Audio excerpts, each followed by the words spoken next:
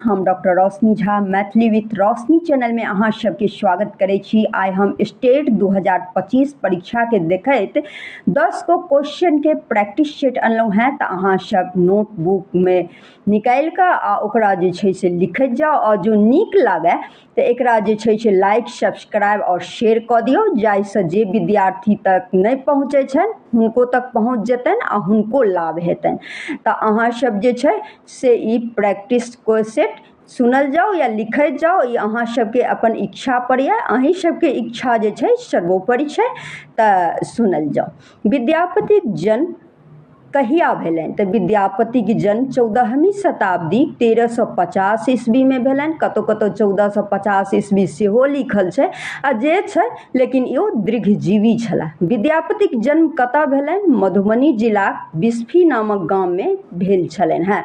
विद्यापति के प्रमुख रचना कौन छै? तो गौड़क्ष विजय और मैथिली पदावली। विद्यापति के अवहट्ट में रचना छनि तो कीर्तिलता आ कीर्ति पताका। विद्यापति संस्कृत में सर्वप्रथम कौन ग्रंथ के रचना केलनि? तो भू परिक्रमा।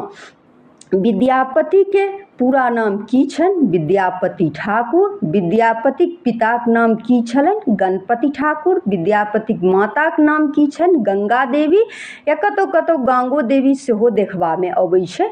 विद्यापति जे पत्नी छलखिन हुनकर नाम की छलनि? तो विद्यापति के प्रायः दूटा पत्नी छलथिन, एगो सुधीरा आ एगो कलिंदी।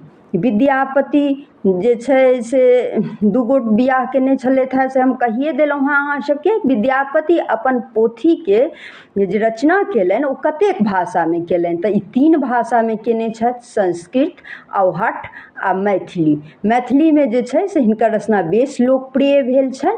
तो अहाँ सब जे छै से सुनल जाओ और काल्हि हम फेर प्रैक्टिस सेट लऽ कऽ उपस्थित हैं।